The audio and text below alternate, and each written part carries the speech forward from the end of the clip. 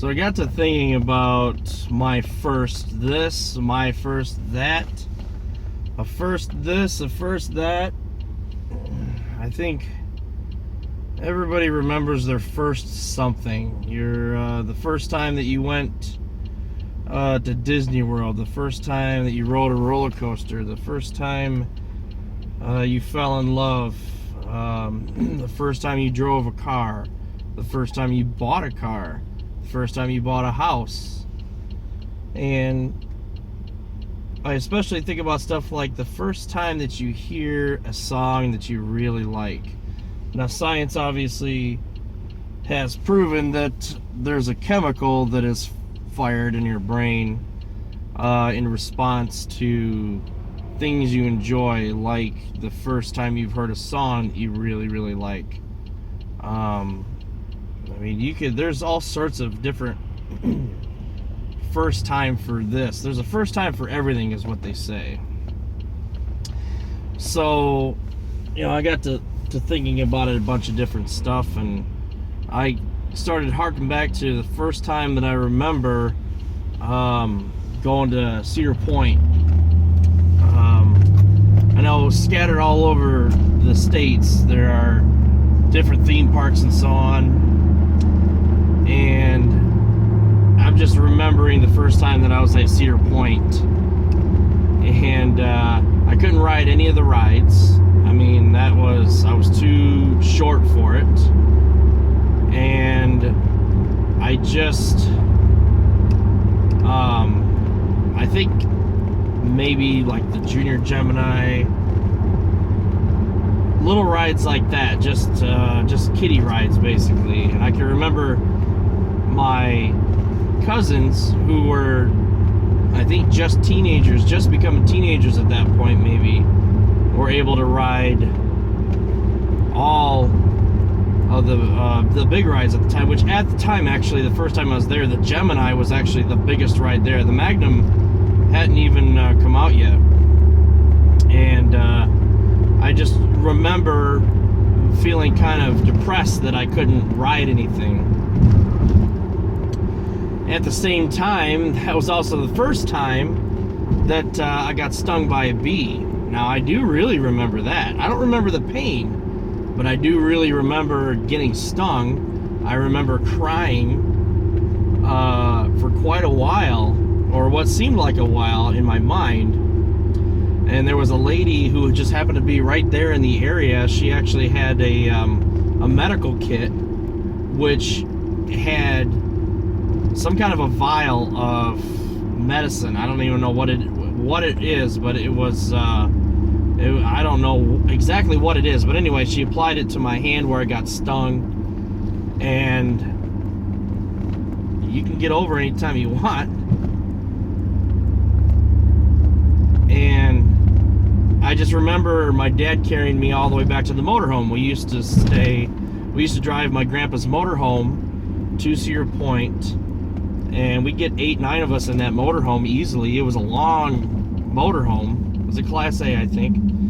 And it was a Champion. That's right. It was a Champion motorhome. To look that up.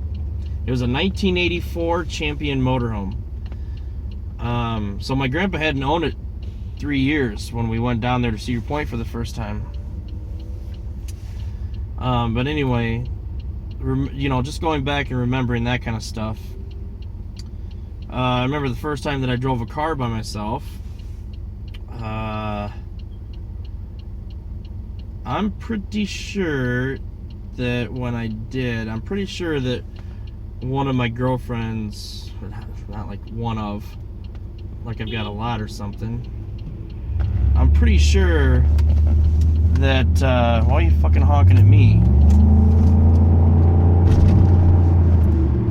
I'm pretty sure that one of my girlfriends that I had at the time, who a girl I was dating, was with me in the car the first time that my dad and I went out driving. And I believe it was sort of competitive because she had already taken her driver's training and was already on what was called a graduated license, where she could drive with supervision. She had to be with her parents. And I can remember kind of feeling left out, because there were several times when we would visit each other. I'd go over there a couple days a week, and we would basically take turns.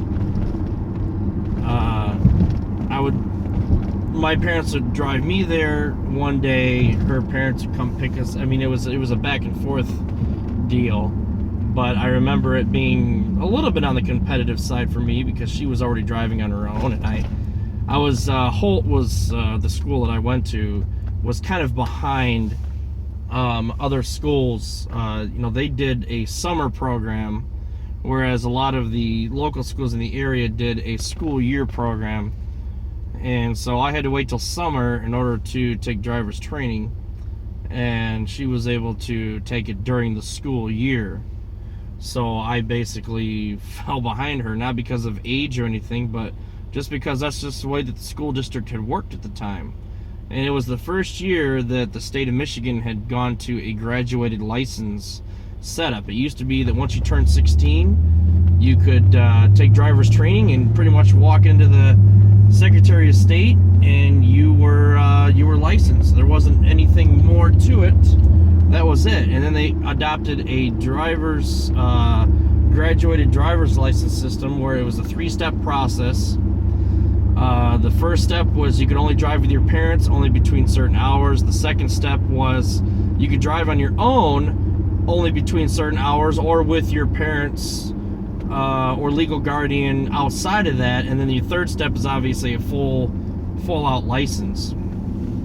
So anyway, I remember, what's East Lansing? Well, I guess this is East Lansing.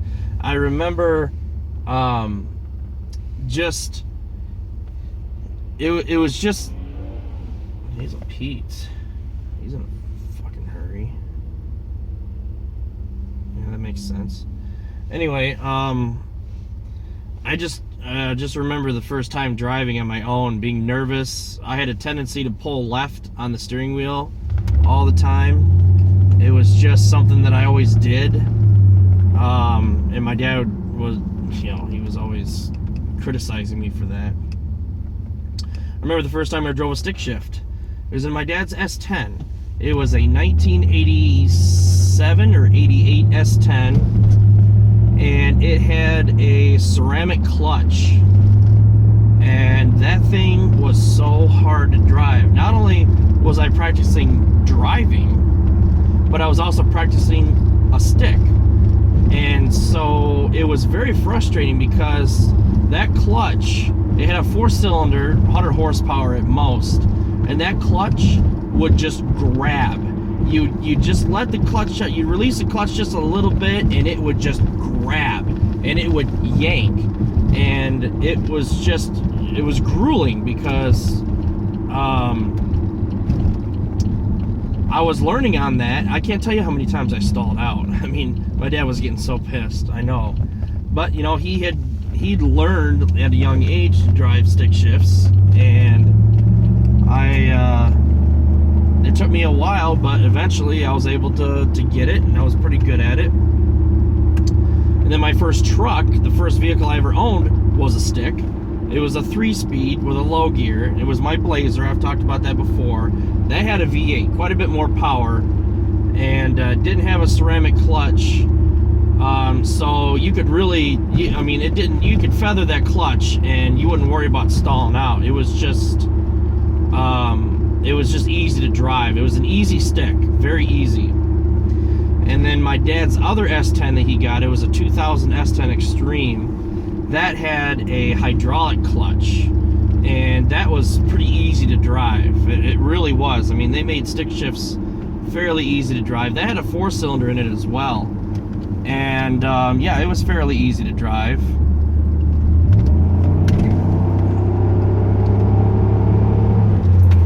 Fucking asshole.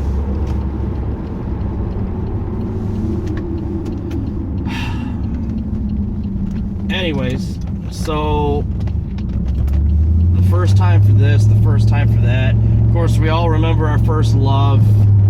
We all remember our first kiss, or most of us do. You know, those kind of things. The first time I played Nintendo, I remember that. I was probably about 4, maybe.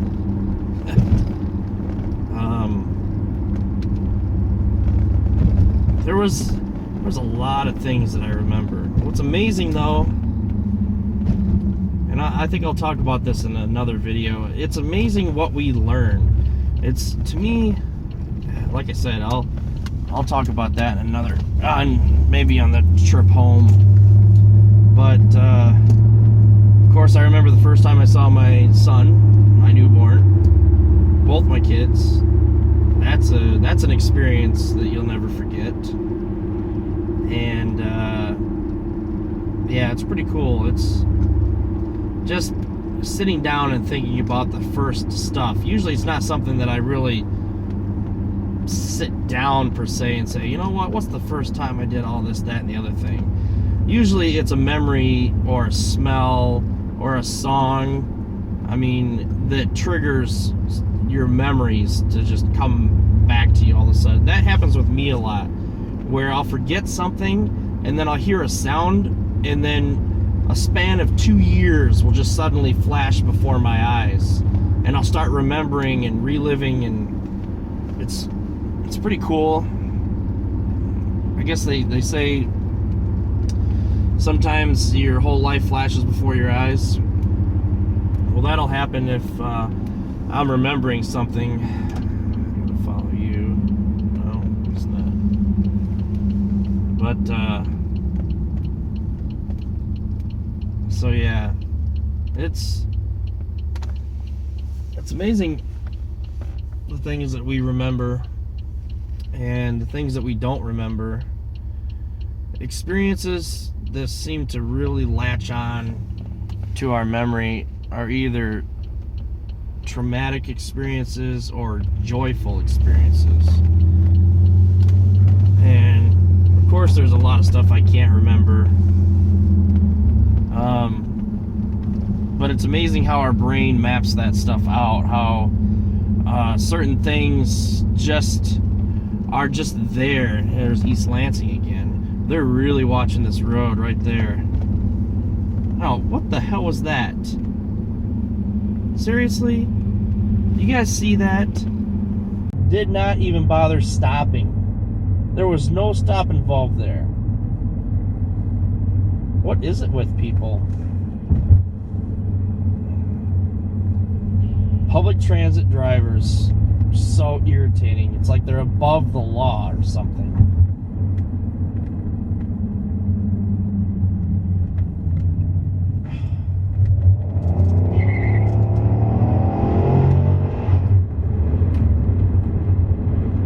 Anyways, I'll pick this up in the next video. I'm going to separate it, but I'll pick this up in the next video with what I talked about earlier. So we'll catch you guys later. Take care.